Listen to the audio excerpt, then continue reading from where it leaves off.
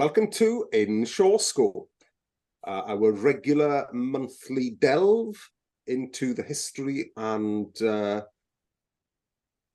something else of other stuff around Shaw Brothers. We're doing it vaguely chronologically, and we have got to 1963 at last. So what are we doing today? By the way, I'm Darren Jones. That down there is I'm Nick. Yeah, and that up there, I am Frank the Bull Corsona. Good for you. Okay. Are you allowed to give your aliases away? No, and I'm deep in the witness relocation program. Oh, okay. Yeah, good to let everyone know. Is that for your crimes against extra work in Japan? That's right. Yeah, crimes against acting. You walked into that one like that. Right. Yeah. Anyway, so so we are going to look at some Shaw Brothers films. You know, I can have you whacked, right? Easy. Is that a euphemism? I think it is. No. Sexual. I literally mean I can have someone come round and jerk you off furiously and rub you out. Yeah, that's exactly. That's rub me off. I was hoping that a mafia boss would rub one out on me. Like even better. Like a churchyard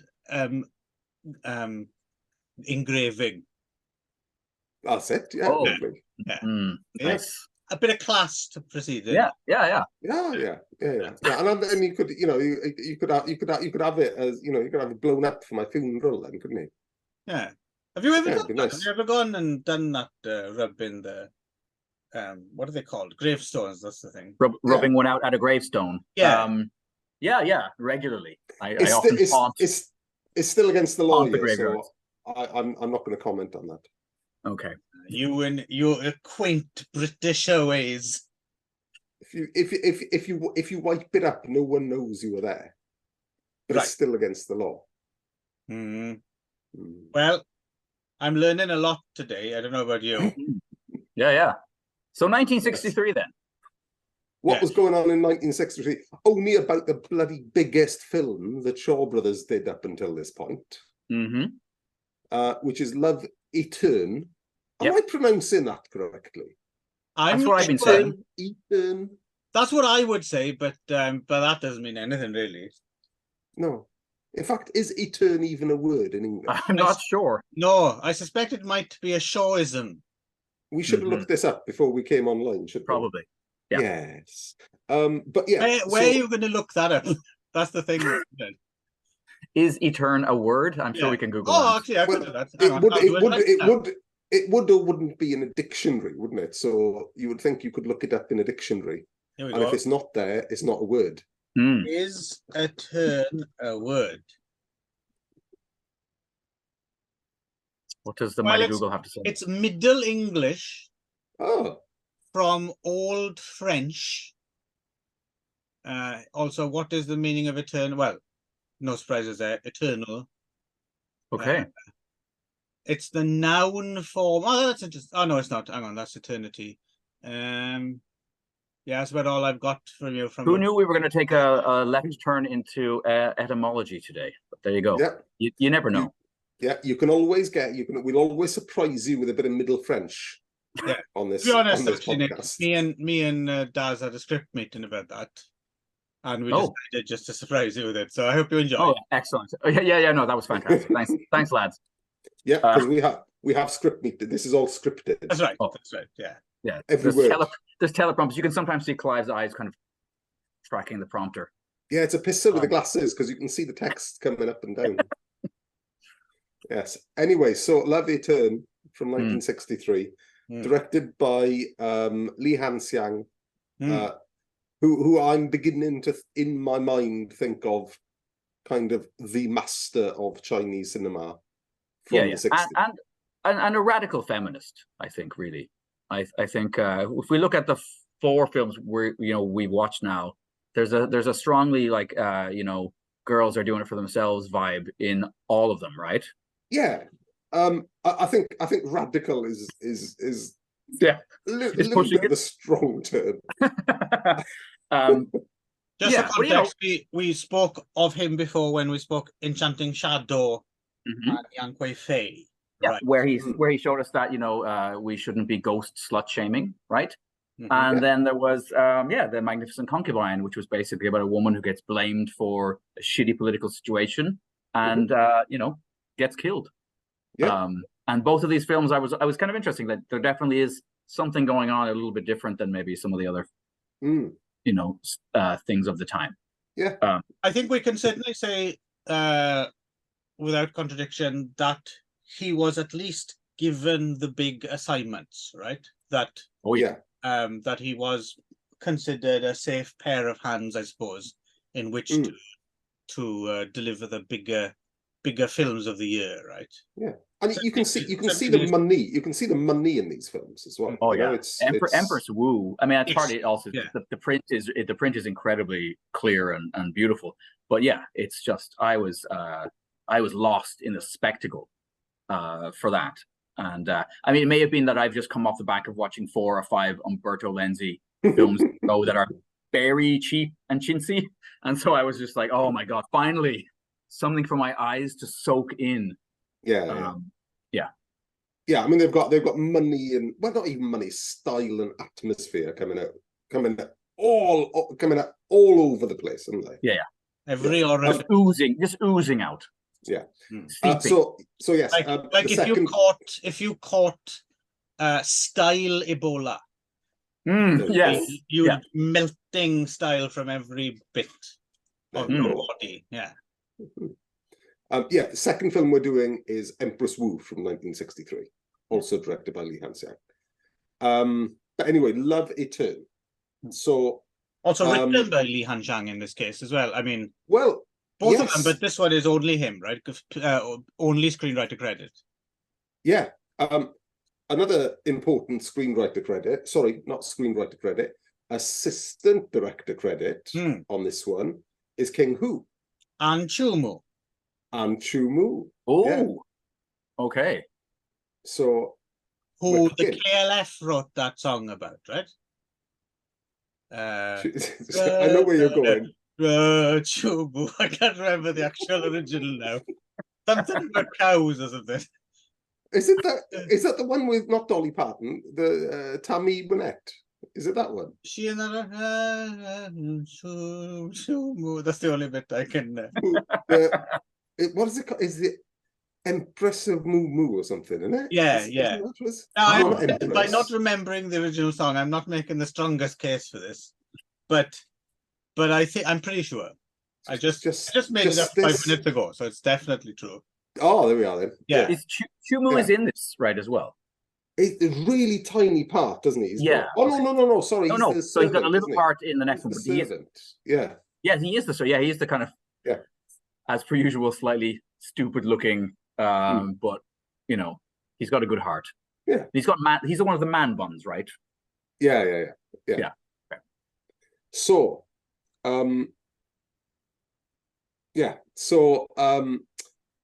Love Eterne. Let's talk about context a bit later on, because this film's fucking huge. In 1963 when it came out, and I think there are a lot of film scholars out there who will call it a cultural landmark in Hong Kong society. Sorry, I think Nick might have got a bit confused here, and I think you were right, Darren. Chu Mu does have the small part of woodcutter in. Okay, so he's not. You're quite right. Confuse him. You're talking about the guy who's basically the Ivy Ling pose kind of Batman, right? Yeah. Yes. That's Lee Kwan, who is understandable because he is pulling Chu Mu jibs. He is. It seemed to me. Okay. Yeah. Yes. Quite right. Thank you for correcting me there, Clive. So we'll get into anything we want to say about cultural impact and feminism and all the rest of it. All our specialist subjects. That's it. Yeah. Experts on Hong Kong society and sociology of the 60s. Yes. So yeah. Your sweet Pippi. So big film for Betty Low T, who so Betty Low T is the more feminine of the two ladies playing the leads. Right. Yeah. We also spoke about her in Enchanting Shadow, Bride Napping, and Dream of the Red Chamber. So we've seen her quite a bit thus far. Yeah. Ivy Poe, her servant, doing a great job. Arguably stealing the film. Ivy Poe is not the servant. Ivy Poe. Oh yeah, no, that's the yeah. Oh, hang on, am I getting fucking confused here? Sorry, Betty Low T is the servant, isn't she? No. Betty Low T is the lead, the woman disguised as a man, and Ivy Poe is the woman disguised as a man, but who's actually playing a man. You're thinking of that Yam Kit is she's the assistant or whatever. She's the... No, you're wrong. No. Yam Kit is the man one. No. Yes. Okay. Well, not according to Wikipedia. Well, we're done. Let's just end it now. Fuck. Well, there's a way. Go to Hong Kong Way to Race, and you'll see it. Yeah, you'll see the picture of Yam Kit, and you'll realize that is the assistant girl who goes along. Hang on. This is good. This is. Oh, this is quality podcasting. Prime time viewing. This is. No, Yam Kit. Yam Kit, yeah. Yam Kit is the bloke one. She's the bloke. She's Betty Low T's. What would you call, like, a lady in waiting or? No. Yep. I think. Okay, this is awesome. Let's just keep going. Maybe we should just talk about the characters, and we should not worry about the actors for the moment, so we can get through the story, and we can go back to this at the end and have a half an hour of you guys just going no. You're wrong. Why do we do that? So Yam Kit coughing in a hanky, little frail little elfin figure. Yeah, she's the assistant. She's the lady in waiting to Betty. Yeah, to Betty Low T. And then look at Betty Low T's picture, and without a doubt, that's the main one, right? And then look at Ivy Poe, and then you'll be, oh yeah, of course, that's the other one who is because IMDb also has Ivy Poe as Liang Shambo, who is the male, the male scholar who comes to a sticky end, and Betty Low T as his brother, like friend, who's his bro, who turns out to be a girl. Okay. Like that's three. That's at least two sources here. Because Yam Kit's very easy to remember, because Yam Kit's like, she's hardly in anything. That's why I remember her. She's in like 3 films. One of which was Dream of the Red Chamber, which we watched, right? And she's in like 3 things. All right. Okay. I don't think I'm wrong, but I'm going to say I'm wrong. Fair enough. We know you're right, so that's all right. So tell us about Betty Low T's. Yeah, I don't know if we should ask her to do much more now. He should have a lie down. Ying Tai, a feisty young woman who is pushing back at the limits of patriarchy and her dad's kind of expectations for her. Right? She decides she wants to go off and study, and he's like, no. Confused again. I'm wondering if he's watched the right film. No, it's fine. Okay. Carry on. So basically, she pulls the wool over her parents' eyes by dressing up like a boy, which instantly not only do they not recognize her as being a woman, but not even as their daughter, right? She comes in pretending to be a doctor, and they're like, oh, tell us more, sage doctor. And then she said, well, I think the cure for your daughter's illness would be to let her actually go to school like she said she would. And I have an idea. Have her dress as a man, and then it'll all be fine. She won't get into any trouble. And they're like, we'll take this under consideration. And then she reveals herself to be their daughter dressed as a man. And they're like, oh yes, okay, perfect. Han Shan, not coming from the social realist Ken Loach school of filmmaking. We should probably point out. Yeah. Yes. Here we go. Are you going to say, "Oh, is that the black fellow?" or something like that? No. I have a correction to make. Oh, I wonder what this might be. I've checked my notes. Right. And in my notes, I have written Yamkit is the servant. There we go. All is well with the world. In my defense, I did watch this about 3 weeks ago. Okay. Right. But that's not much of a defense. But I think the thing is, I think you've taken a bit of a shine to Yamkit, haven't you? I have. I like Yamkit. So she's more memorable, and she's quirky. You've imagined her in different roles, like not just scenarios. Yes, not just the traditional stewardess and office worker and stuff like that. Like, yeah, race queen. Anyway, no, I stand corrected. I have made a fool of myself as per usual. That's fine. So, you just fulfilled your another box. Yeah, there's another box ticked there. There we go. Good. So maybe just to move us away from that awkwardness, I'm gonna say this. I mean, I'm not feeling awkward about it at all. But I quite like it. I don't know where we're gonna come down to the end of this, but I do feel a little bit as though this is a film with about 20 to 25 minutes of plot, telescoped and stretched across 2 hours. You know what? That's fine. Okay. It's a bit of a warbler. It's a bit of a warbler, though, isn't it? I do feel like things are repeated twice and then sung, and then again repeated twice and then sung. So at a certain point, I was like, "Ooh, okay." Now I didn't dislike the film, but I did feel like it started to get like redundantly. I don't know why, but from very early on, I can't remember how long ago now, but from the first time I saw one of these yellow plum operas that the Shaw brothers did, I don't know why this should be, but something about them immediately resonated with me in the same way as, I think what a good example would be, they're like, I don't know, like, for instance, the Coen brothers make films that by and large immediately like hit some kind of tonal thing that and I relax almost immediately into the film, like, oh, I'm in a good pair of hands now. You know, it totally swept up in like anything from Raising Arizona to Miller's Crossing, or it's just like they're masters at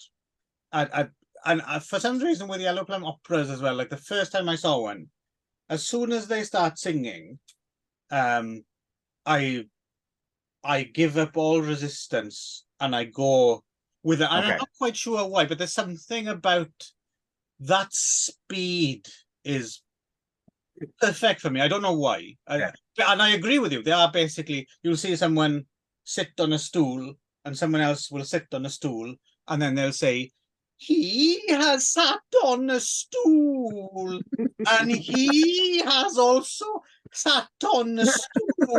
And then someone else will come along and go, "What are you talking about? We were saying that they sat on a stool." "Oh yes, I can see that they sat on a stool." But for some reason, I don't get impatient. I'm quite happy to see it play out. Now, it's funny. I've actually enjoyed all of the operas we watched up until this point, and I didn't not enjoy this, but this one to me felt the most expanded of all of them.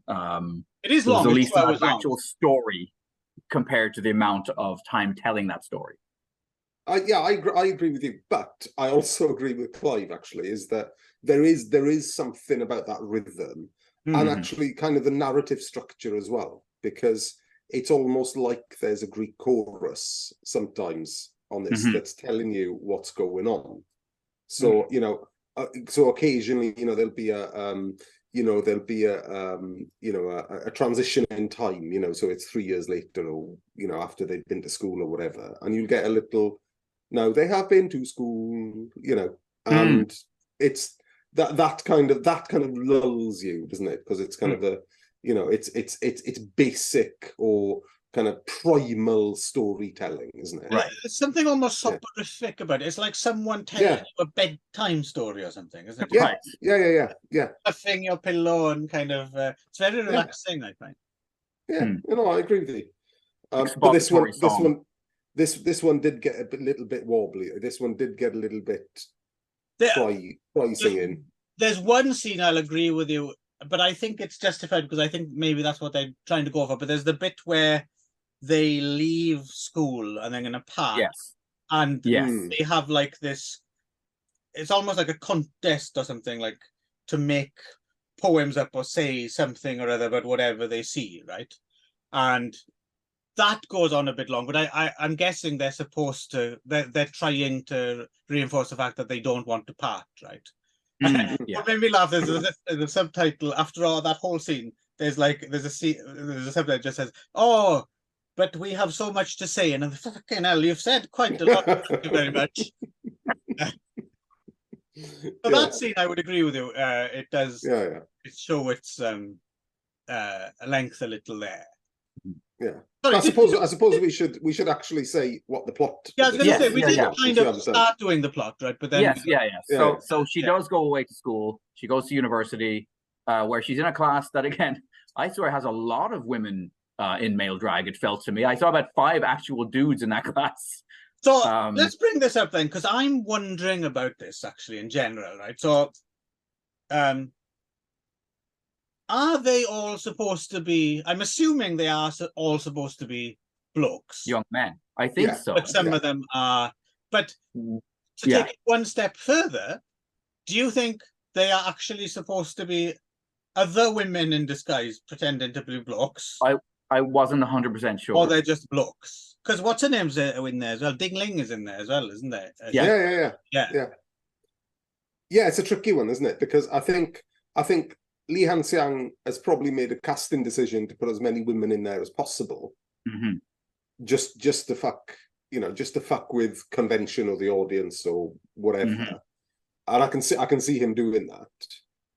But my view is that that's an all-male school as far as the script goes. Yeah, I'm guessing. Yeah, right. The thing is, it speaks to a larger thing as well, which I find really fascinating, because the whole thing of Betty Loti playing a woman disguised as a man, but then Ivy Ling Po, who is also a woman disguised as a man, but she's actually a man.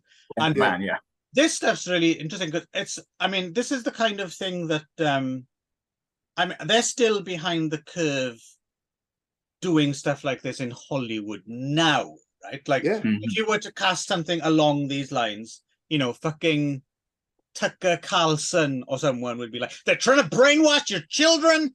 They're trying to tell you that, he'd be burning things on Fox News. Oh, he's not on there anymore. But anyway, that hang on. But Shaw were doing this in the 60s, right? They were doing like mixed gender casting, and you just go with it. You don't really care whether Chinese opera itself not all male for a long time. It much like Shakespearean theater was all male, and men played all the women's parts as well as it was. But then early cinema, early cinema in Hong Kong was all female. Okay. Yeah. So it's not quite. I haven't quite got my head around it. No, that's why I was specific. I didn't want to go back much further historically because I'm not sure. But just in terms of going back this far, Shaw doing it, it's like, well, they have no hang-ups. But this is clearly not a problem, right? This can follow it, and I find that quite interesting. That 60 years later, that other places are still kind of like finding wrestling with it problematic. I think probably the closest Hollywood has got to this, it's probably late 80s. Probably I would say Soul Man. Ooh. It's not gender. No, it's not. Thomas Million's son, right? C. Thomas Howell. That's right. Yes. Best away from that one, I think. Yeah, I think maybe we'll give that. We did have a British version as well, but the other way around. What was the? Oh, it was the Lenny Henry one. The Lenny Henry one. Yes. Yep. She did the same urinal joke. right? Yeah. Anyway, so they're in school, and one of them's a man, and one of them's a woman pretending to be a man, and they've got servants kicking about. Yeah. And they become sworn brothers. Yeah. Bros till the end. Yeah. And if that's not very fucking thinly veiled subtext, I don't know what is. Yeah. But unfortunately, Ivy Ling Poe does seem fairly dense. Really takes his character a long time to put it together, despite having it spelled out for him for the whole middle section of the film, endlessly pushed in his face, and he's like, huh? Yeah. Actually, reminds me of you're a man. It reminds me of when Darren was first dating his now missus. Not in so much as that she's actually a man, but in terms of the heavy hints that we don't do any of that funny stuff in the bedroom. Heavy hints that she quite fancied Darren.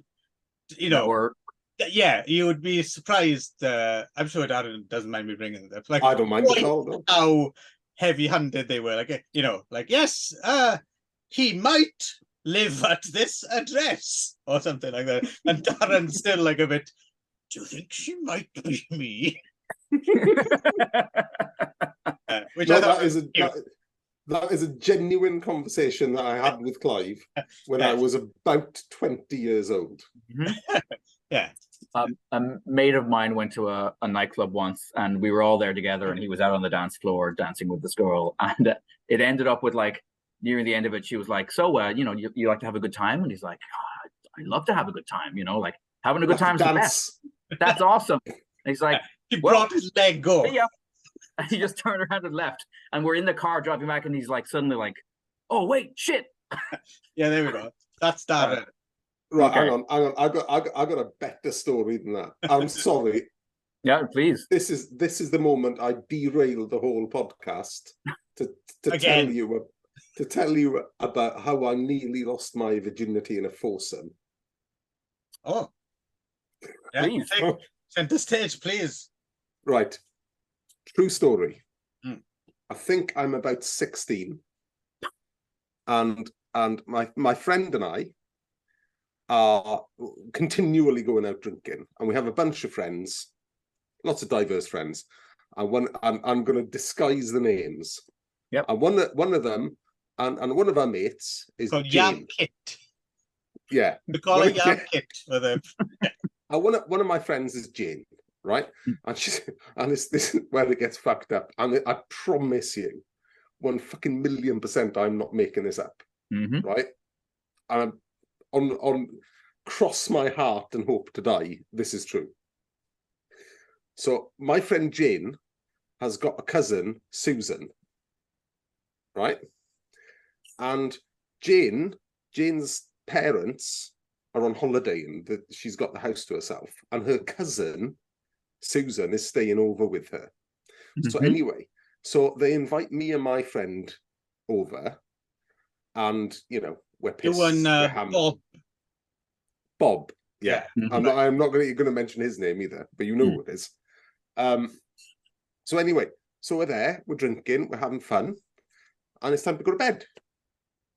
So despite the fact that it's at least a 3-bedroom house, we all go and get ready to sleep in the same bed, right? Me and Bob decide that the best way, and we weren't even being gentlemen, the best way to do this is just to top and tail. So me and Bob go on the bottom, and the 2 girls go on the top. And then after a little while of messing about, and not sexy messing about, like genuinely fucking about and having pillow fights and shit, the girls decide they want to see us. Pause to imagine Darren having a pillow fight. Oh, well, hang on, I can get better than that. Because this next one's going to horrify you.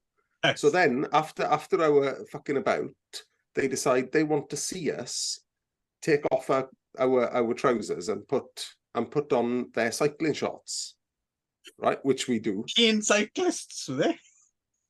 Well, it was the era of Linford Christie. Is it Linford Christie? Linford Christie. Yeah. So, you know. Oh, you look a lot like. Spit an image. So we did that. And then it's time to go to bed again. There was some sort of frolicking as the lights went out.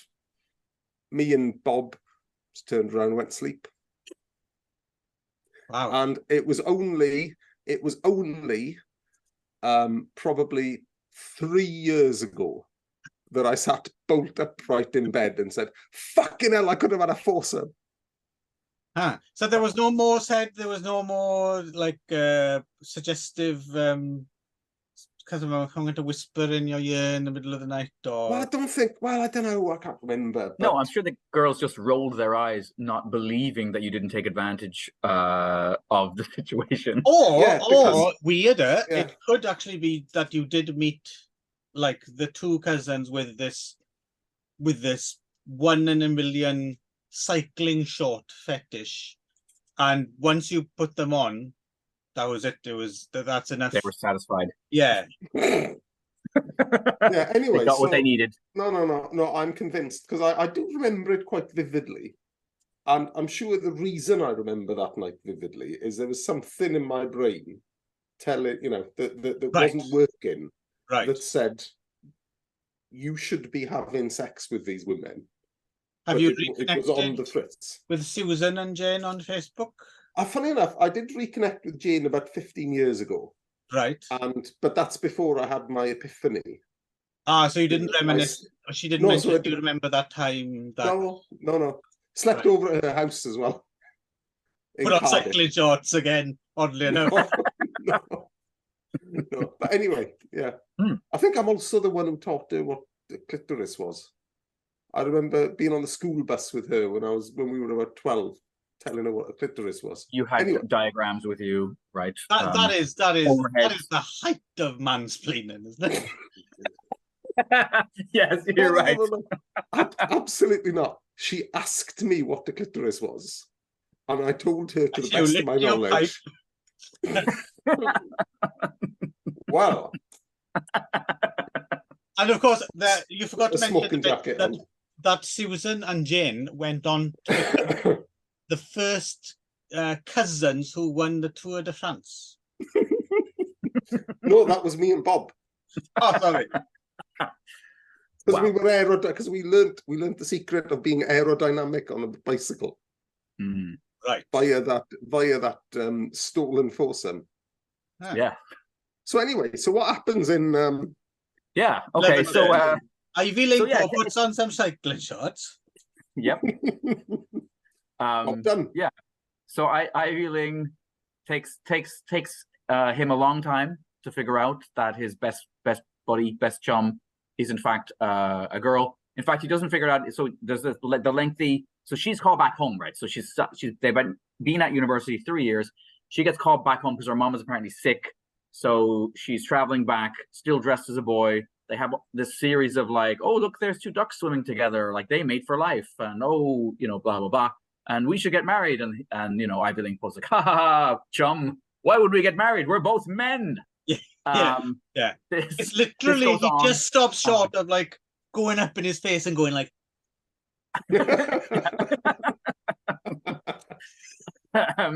So they separate, even though their hearts are rending, even though they're just at this point, well, on the part of Ivy Ling Poe, really good friends. But yeah, Betty Loti, and then who is it who finally goes to Ivy Ling Poe's character and is like, oh, like dude, like it's a girl and she's in love with you. Like, is it the Cow Pa Shu character, the nice Mrs. Fenn, she's okay, she's the one who figures it out. Because she plays matchmaker, doesn't she? Yeah, because she's sewing well, and she's like, oh, that couldn't possibly be a man. Yes. No man could sew like that. No. So unfortunately, basically they've kind of like, oh yes, so there's all the malarkey too about Betty's like, so I have this sister who looks a hell of a lot like me. She's my twin sister, in fact. And if you're being kind of questioning your sexuality lately and feeling a little strange about why you're so desperately attracted to, your bro, don't worry, because it's all fine, because I have a sister and she has the right holes. So how would you guys like me to match you up? And Ivy Poe's like, well, you know what? I am weirdly attracted to you, bro. Yeah, strikes me as an odd. It wouldn't work like if either of us suggested it to her. Like if Nick said, "Hey, I've got a sister just like me." She's got I'm sideburns. like, no, I'm good. Mine. I'm good. Thanks. Can I just correct you, Nick? Can I just correct you? You said, "I've got a sister who's got all the right holes." Yes. All holes are right. I'm sorry. That's terribly crass of me. Yes, you're right. Any port in a storm. All holes are equal. All holes are right holes. Okay. So it's after... I think I'm compensating for the frustration that I've just reinvigorated in myself from when I was 16 and nearly had a foursome. Yeah, that'll haunt you. They'll haunt you, shit like that. Oh, goddamn. So Ivy Poe agrees, like, yeah, I would like to marry your twin sister. That sounds great. So they exchange some objects of kind of betrothal or whatever, right? And then he goes off home, and then the lady's like, it's not, there's no sister. She's just tried to, she wants to marry you. Ching Miao, the dad, insists that she has to marry some other dude who's a notorious playboy, apparently. Yes, but rich. Yes. And he won't back down. He's quite stubborn old man. So it eventually ends in tragedy, doesn't it? It ends in a suicide, followed by I was quite surprised by the animated tornado destruction and some butterflies. Now, is it actually a suicide, or is Ivy Poe's character just so utterly devastated that she just dies? He immediately develops full-blown tuberculosis from realizing the love of his life is now going to marry some asshole. And I love the idea that, like, he gobs a chunk of his lung into a handkerchief and is like, give this to my love so that she will not forget me. Yeah, she loved that. That's her favorite, that is. Yeah. Give her that and a box of milk tray on her face. And we're good. Because the lady loves coughed up lung. You, David Warbeck, climbing through a window. Mm-hmm. That wasn't David. That wasn't Warbeck. That wasn't David Warbeck. Was it was. Tray man was David Warbeck. Yeah, I didn't know that. Yep.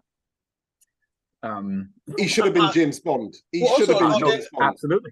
According to Alan Jones, he used to throw the wildest orgies in London as well. There's another interesting side of David Warbeck. Don't talk about that with Darren. You're just the Band-Aid. Pull that Band-Aid off right away. It started where everyone was asked to bring along cycling shorts.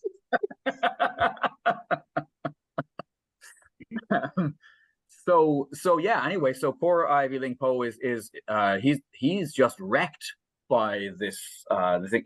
I have to say, this stuff worked for me quite well. I'm a bit of a sentimental fool.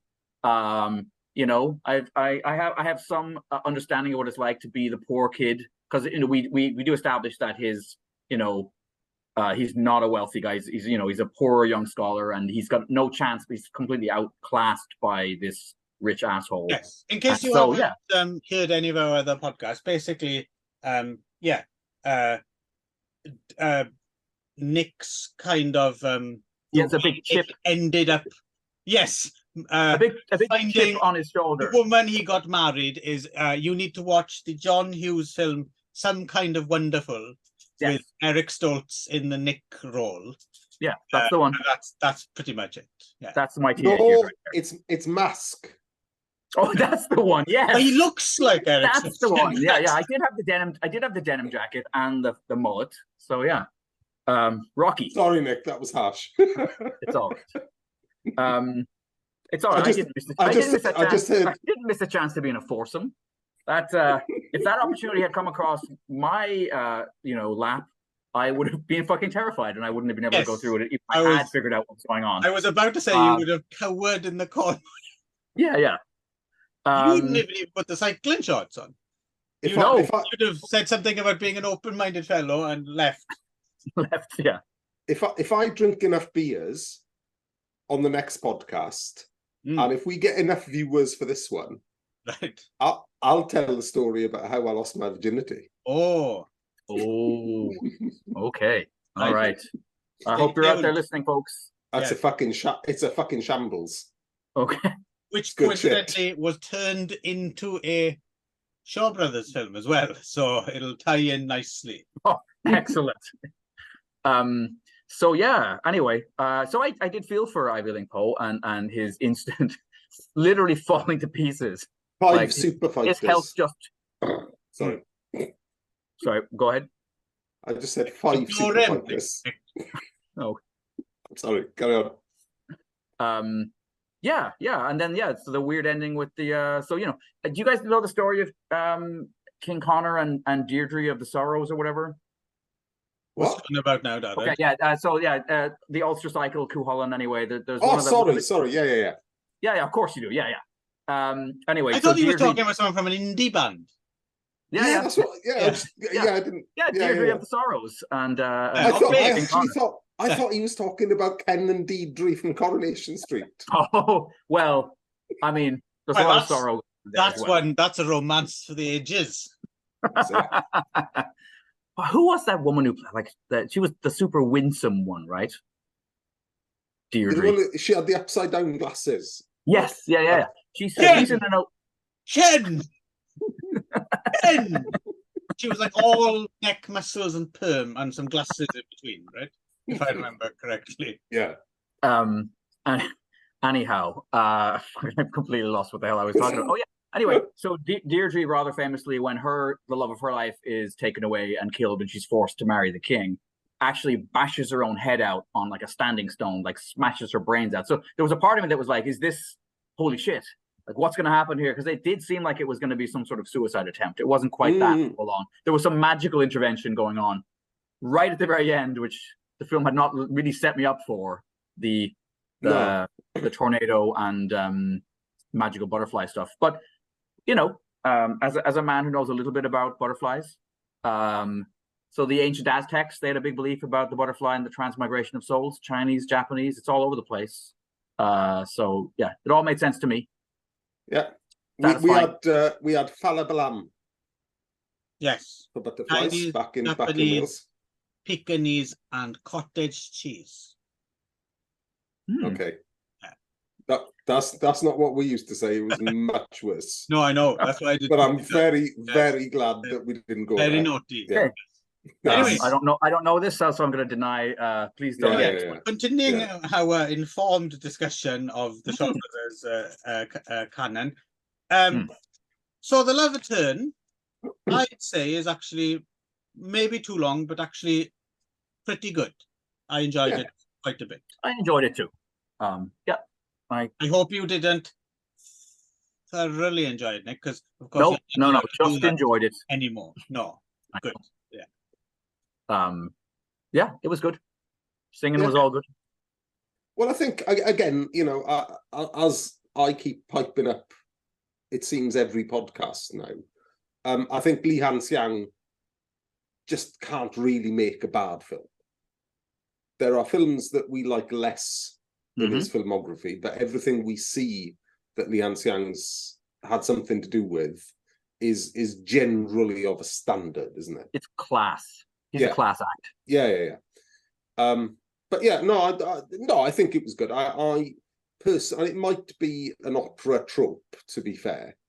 But I, as I said at the start, I found it a little bit too long, falling a little bit more on Clive's side in terms of the length and the kind of protracted kind of war, because it takes Ivy Poe like fucking 20 minutes to die. Yeah.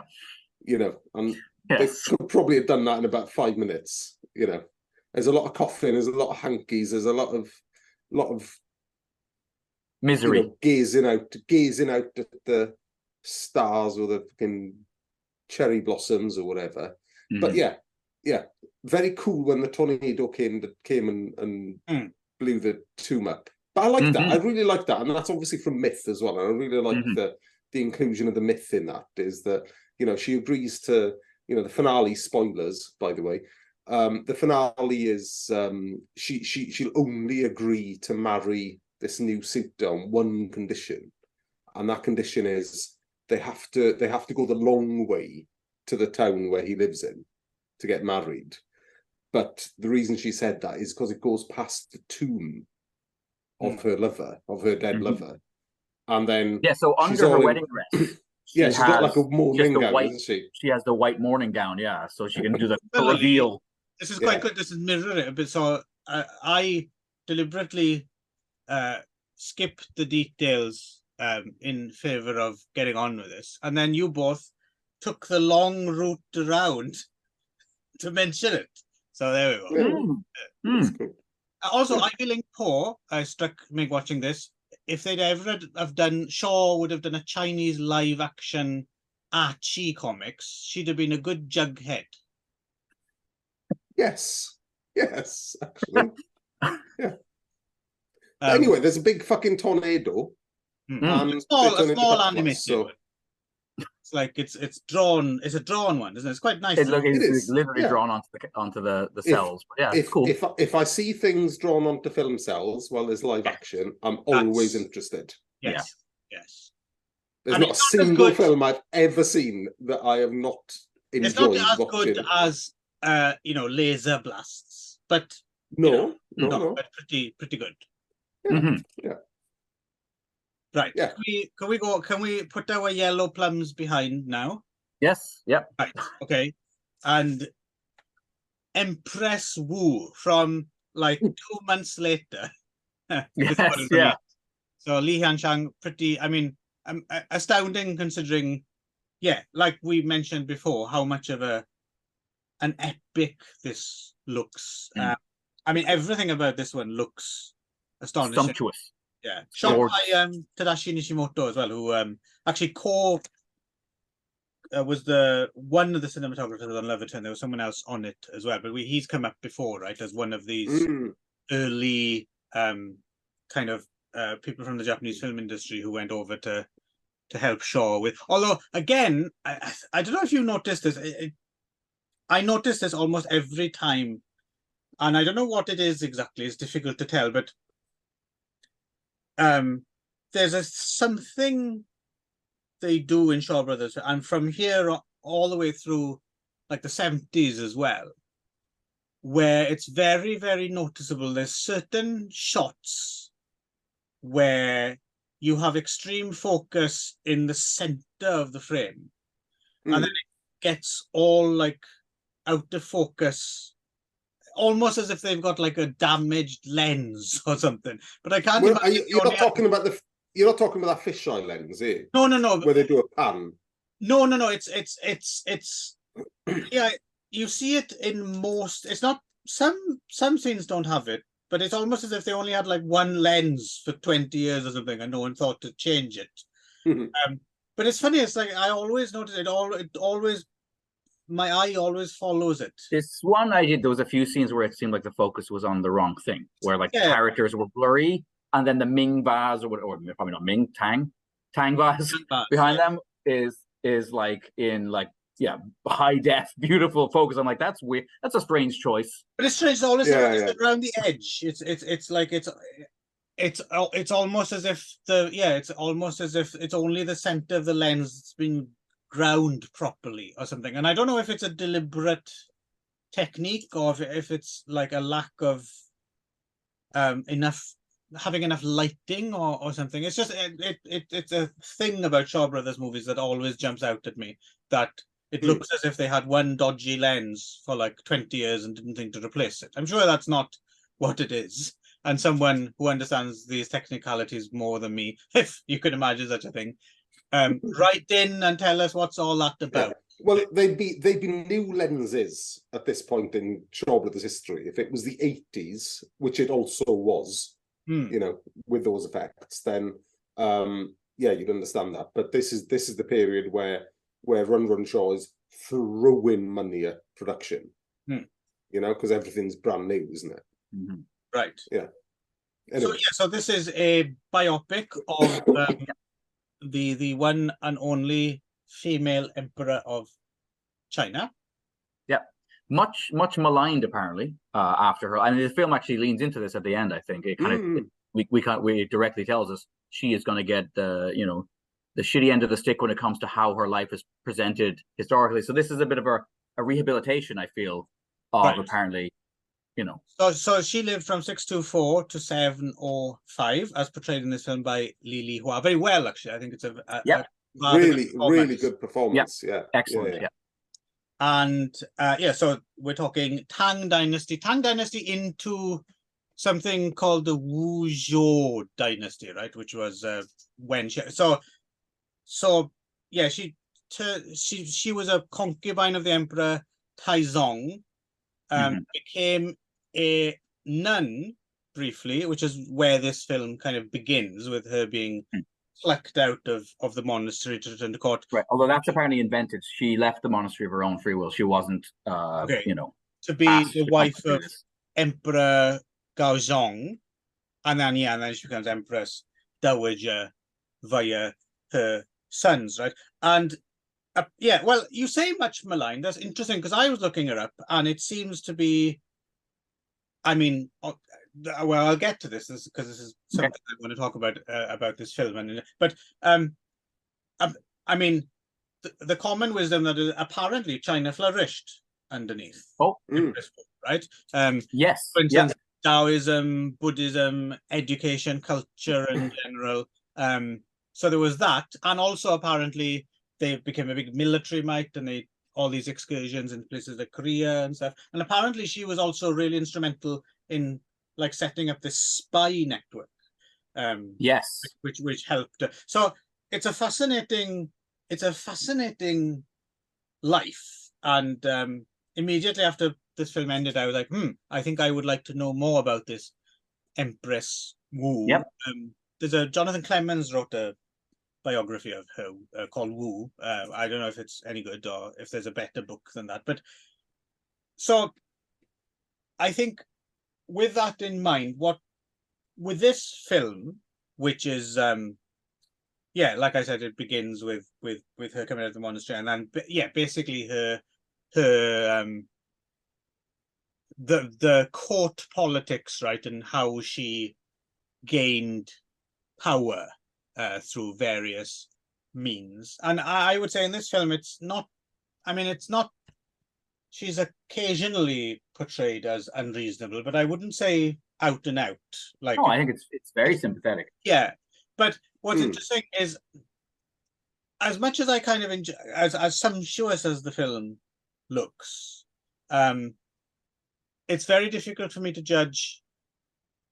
I feel as if this isn't necessarily a good entry point film if you don't know anything about Empress Wu, as I didn't. Like, I don't really feel as if I've been told the Empress Wu story, and that's not surprising, because it's aimed at the audience who probably more or less know the main beats, right? And you just get these little on-screen prompts every now and again. Oh yeah, this is the bit where she, which does she do? She introduces the 12 something, or it was part of her campaign to spread culture and she did a lot for women's rights apparently as well.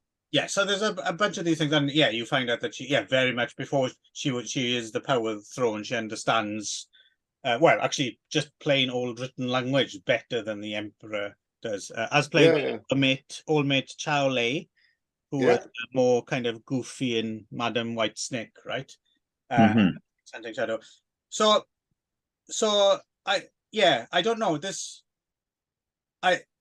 I feel as if this film potentially has quite a lot of really good stuff encoded in it if you know how to read it and you know enough about it, potentially.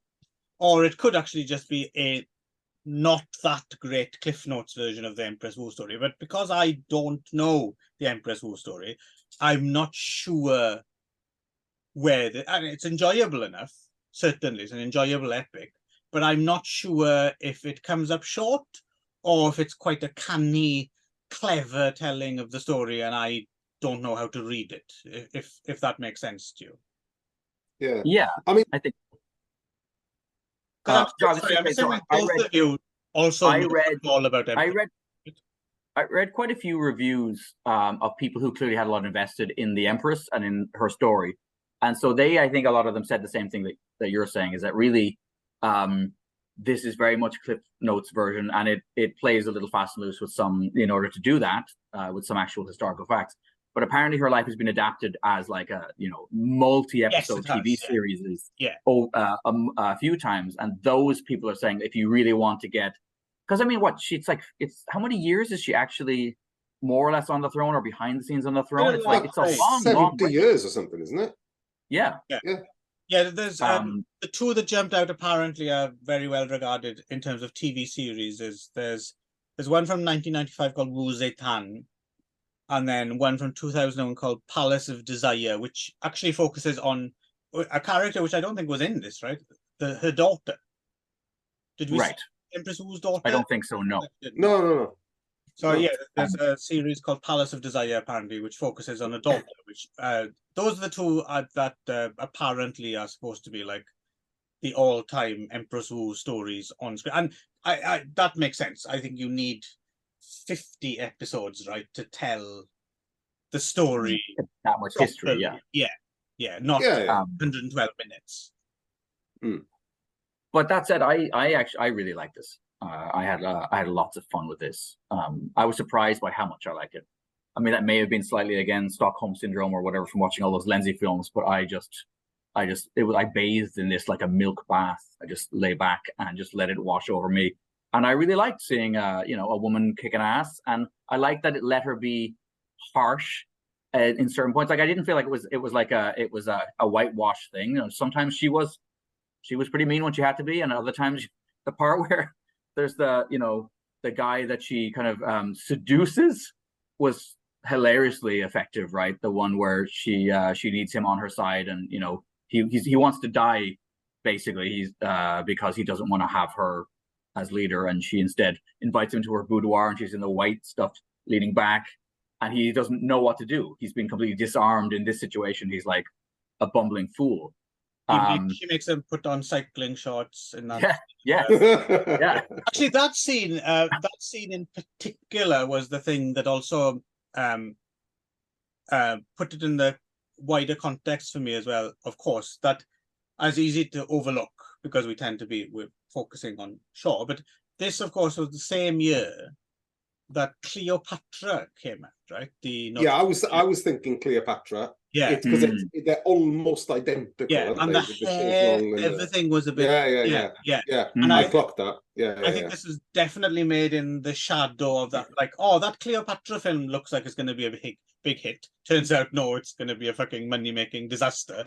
And Shaw was like, well, what can we get into production? Our version of Cleopatra. Empress Wu is. Well, turns out all they had to do was just make a poster that looked a bit like Cleopatra, and they were going to be all right. Yeah, that seems to be the point of that scene, frankly. Right. Yeah. One touch I quite liked in this film, I think worked quite well, because it's always difficult to do well in films, I feel, when you're trying to get through a lot of exposition. I quite like the fact that they would return to like local people in the tavern, stuff like that. Oh my god! What's she doing now? Like, that was quite good. The lad's down the local, and poor Chumu shooting his mouth off.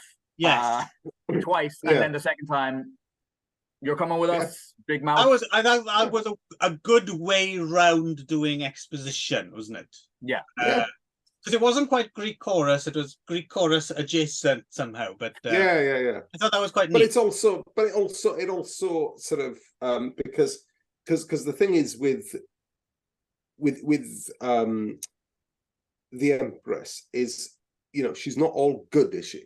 She's not all about, she's not she's not fucking, the second coming of fucking, Florence Nightingale. Insert feminist hero here. Yeah. Right. That's the one. She spends a lot of time. She spends a lot of time during this film cackling. Right? She does a lot of I got you, so there's a lot of that in there, and it is generally a positive portrayal, but there are some kind of Joan Collins out of what was she? Was it Dallas or Dynasty? She was in Dynasty, I think. Can't remember. Dynasty, was it the Bitch and the Stud? I remember those. Yeah, I distinctly remember the Bitch. Yes. Right. For very particular reasons, which I'll tell you. Now, is that Harold Robbins? Is that who also did the Betsy? No. It was that, I mean, Harold Robbins is like high class compared to the Bitch and the Stud. Okay. Wow. If you could imagine such a thing. Oh, they're well worth a watch, by the way. Okay. Anyway, the Bitch more than the Stud. Anyway, but yeah, no, so it's like there are portions of the film where she's just like uber bitch, uber, in modern parlance, uber Karen. It's like the Karens got in charge, and they, because she's literally the fucking wicked witch of the West in some scenes. She wants to talk to your manager, Clive. Yes, she wants to talk to your manager right now. Except she is the manager. She's in this case, we have Karen as manager. Yes, Clive has this entire thing. Yeah, I have no idea what you're talking. Who's Karen? You just need to Google Karen at this point. Yeah, just Google Karen. Karen. Yeah, anyway, which is not meant in any way particularly derogatory to disparage any real people called Karen out there. So I don't give a shit. Typing Karen into Google.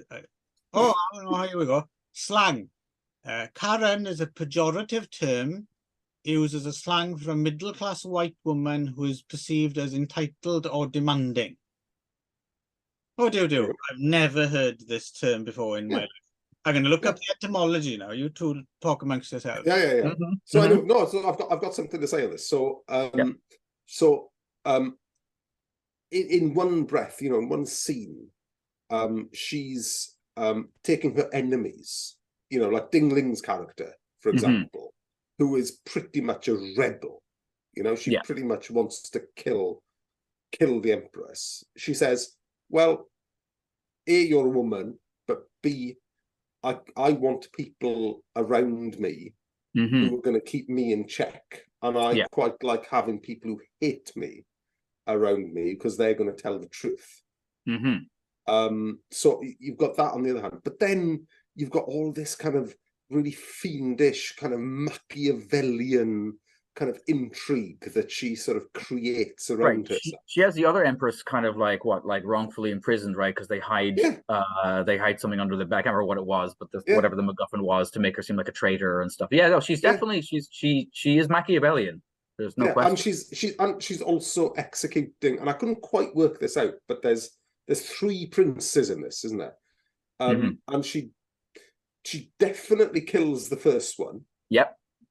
Definitely kills the first one. Probably kills the second one. Yep. And then the third one just fucking vanishes somewhere. But and she has the country's best interests at heart, right? So there's this element, and this is where. So apparently, I mean, I like the fact. So it ends with her kind of being revisited in a way. She has this kind of Shakespearean kind of thing where all these little floating heads appear around her, like a kaleidoscope of her crimes. The people she's wronged in her life, or maybe feel she's wronged, and they're kind of, and she kind of hears these voices like condemning her and talking about what a horrible person she is, and this to me seemed to be a nod towards the fact that I guess Confucian historians, for centuries and centuries, just shit all over the Empress and said it was an absolute abomination, an aberration that this woman had been allowed to ascend to this position of absolute power, and so and it's somehow like it's like the movie shows us she has a sense, oh man, I'm gonna go down in history as like, you know, a bitch. And you know, is this really fair? I mean, that's what I liked about it, was that I guess you could read the film either way, right? You could, if you came into the film against her, I guess you could read it that way. If you came into the film for her, you could read it another way. And if you came in like me with no information at all, I was like just interested that there was this woman. And the other thing that always comes back to me is I keep thinking, like, what's going on in Europe in the 600s? Like, just guys rolling around in pig shit, right? And then you're like, and in China, he's like, don't talk about my dark ages like that. Absolute splendor, you know, like everyone's writing and reading and making poems, painting, and everything's just, And I'm just thinking, my God, Ireland in the 600s. Yeah, wow. Yeah. It's just turnip. Everyone's eating turnips and farting a lot, I suspect. Yeah, I mean, and again, I like that Clive has just completely gone down some sort of rabbit hole now. His second etymological rabbit hole of this episode. No, it was one of those things I just read. It's one of those things where it's a piece of modern popular culture that's totally flown over my head. Never heard of this before, oddly enough. Spent a few minutes reading all about it, and then came to the conclusion I was better off before not knowing about it. Very much. I think you're probably right. A storm in a teacup about on, but there's some historical thing. Apparently, it was a racial thing at a certain point that was co-opted by, according to some. But again, in general, it just seems like something I don't really need to know. But interests me though, I guess it's just because I'm tail end of Gen X, right? Born 75, and it's very much a Gen X-y kind of a thing. Like a lot of the women who are doing this stuff are women that are around my age, you know, who are who the Karens tend to be. So it's weird. I remember this is a term you would have heard when you were in school, or no. This is very much the last 5 years. That's what it struck me as, So I'm just wondering what the Gen X... I just mean, when I hear somebody being referred to as a Karen, I'm always like, oh God, I bet she's like my age. Like somewhere in that bracket of like... That's a good point. 45 to 50. Yeah. And there's like a Karen haircut that they have as well, isn't there? There's like this Karen That's exactly haircut. what the article... Yeah, you it's easy to imagine a lot of the girls... I somehow just... Okay. Bounced off my head at a certain point. What you need to know is me and Nick, right? We're down with the kids. Oh, clearly. Yeah. Yes. We're sick. Yeah, we're hip to the slang. Yes. Yeah. I think you've just proved that without a doubt. Aaron's having some kind of episode. So Empress Wu then. Empress Wu. Yeah. I like this a lot. Of the two, it was the one I enjoyed the more, I would say. Even though I agree with Clive. I still feel as if I'm trying to think what a good analogy would be, like a historical, like a Hollywood historical epic, which in terms of craftsmanship is impeccable and, you know, is a calling card, and everyone who worked on it, it looks great to have this credit on their filmography, but is a little bit worthy and not boring, but like I know this, like I haven't, you know, as I would imagine, not for me I didn't know it, but I don't know, I'm just saying what would be a good, like a perfectly fine, I've got it. Yeah. It's talking about 50s cinema, not necessarily. Actually, it might be 60s, late 50s, early 60s. It's Barabbas. It's not Spartacus or Ben-Hur. Well, I quite like Barabbas, but I see what you mean. Yes, there were a lot of those epics which were. No, it's a good film. Yeah. No, fair play. Yeah, very. Da, da, da, da, boom, boom, bum, bum, bum, bum, bum, bum, and but it just in terms of like telling the story, by the time it's finished, it's like, oh, I didn't get much more out of that than like an episode of the Time Tunnel when they went back to visit Jesus or something like that. Do you know what I mean? Did they do that a lot in the tunnel? Was there a lot of visiting? I don't know. They might have done. I'd have loved to have seen a Jesus time tunnel.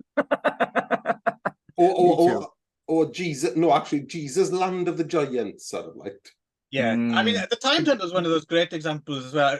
Time tunnel is funny. I think it might be particularly in the UK because the time tunnel didn't last very long. There's not that many episodes of the time tunnel, but they repeated the shit out of that. Oh, it was on every fucking Sunday at 12 o'clock. It seems to me there were 1 million episodes, but apparently there weren't. They were only like 20 or 30 or something. Plus, it's one of those ones. I don't know. Was that Alexi Sale? Sorry. Did Alexi say there was somebody who did like drunk? He did a parody, drunk in time. Yeah. Him and I think Peter Capaldi maybe.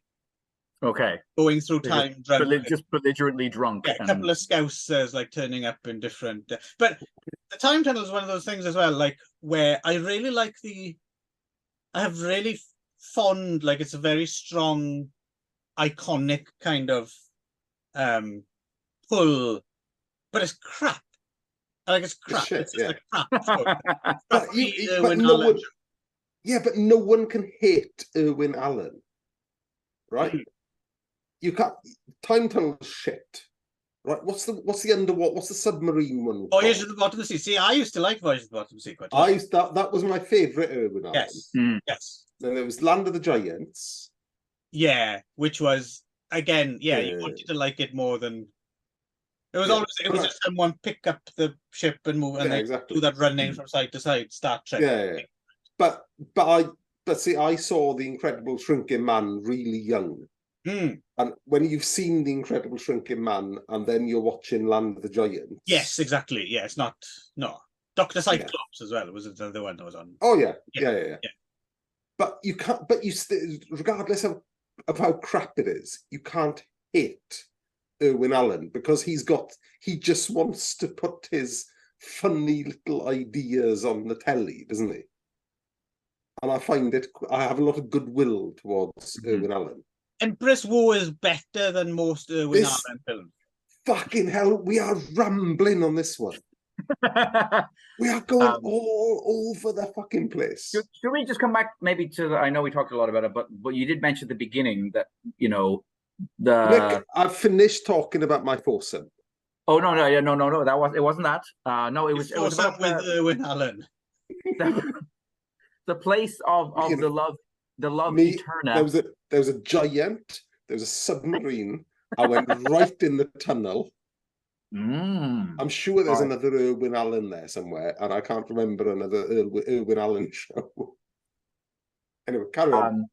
I was just gonna say, so I was in the Wikipedia sort of entry. They talk about how the extent to which the thing just, Taiwan particularly apparently completely dominated the cinema for like months and months and months. People going to see it, people packing 2 lunches and sitting down to just watch it over and over again in the same day. And Ang Lee saying that like his parents went to see it in the middle of a full-blown typhoon. Like they were like, we're gonna go see The Love of ETERNE again. That it was. I don't know if it grabbed me that much, I have to say.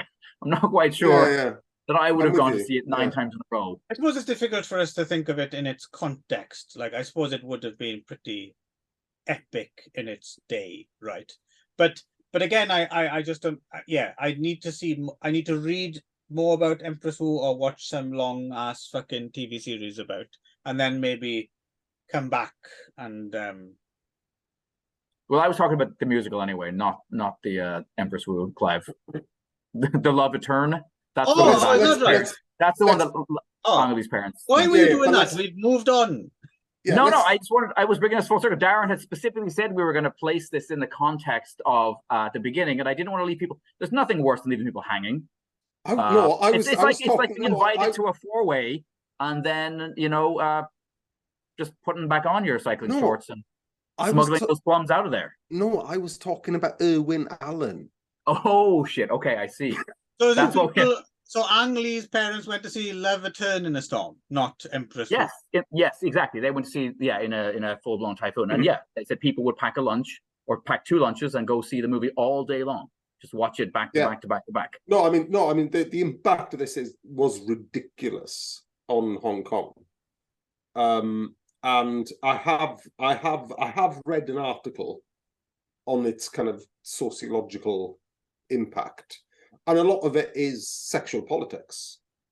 You know, I think that the impact of these characters and the kind of the overt love between two female characters who aren't female, but you know, a male or female, had an impact and was a kind of a tinderbox. And you've got the star-crossed lovers thing, which is always good, and then you've got the like mom and dad don't approve of my boyfriend thing, which is also, you know, and again, she's railing against in two different forms of, like, I guess what she feels like she's being oppressed by, she can't get educated, well, she goes ahead and does it, and now she can't choose the man she's going to spend the rest of her life with, because back to Empress Wu, which is the correct things. Sure. Mention King Hu is in it as well. Oh yes, as is Lo Wei as well. Sorry, go on. I was going to say Lo Wei already a director for about 9 years by the time this came. I know, right? He just loves. He's like the fucking Wong Jing of the 60s. He is a bit, actually, and the same year as this, he directed something called The Golden Arrow for that, as we mentioned before, that film company with the sexiest of names, Motion Pictures and General Investment, who made Death Traps. MP&GI, yeah. Also, someone else who's in this, I don't know if I'm stealing your thunder here, Clive. No, go ahead. Another actor who's actually in both films, who we don't know as an actor, we know as a director, is John Lo Ma. Ah, right. Yes. So he plays the third prince in Empress Wu. Okay. And he plays a student, like a background character, in Love ETERNE. But you know, John Lo Ma is kind of a legendary mid to late 70s Shaw Brothers director. You know, he's done like Boxer from the Temple and 5 Super Fighters. Well, I think what you're referring to above all else, Darren, is Crazy Bumpkin in Singapore. My apologies, Clive. Yes, of course, I was referring to the film that I have definitely seen called Crazy Bumpkin in Singapore. Right. Have you seen it? No, but we will be doing the Crazy Bumpkin series if we can. Why would we not? It is a Shaw series. We'll have a look. Yeah, so we're going to come across John Lo Ma, you know, in probably about 10 fucking literal years. He directed he also directed Return of the Crazy Bumpkin. Oh, and big times for the Crazy Bumpkin. Hang on, did he direct the whole series? Right, now...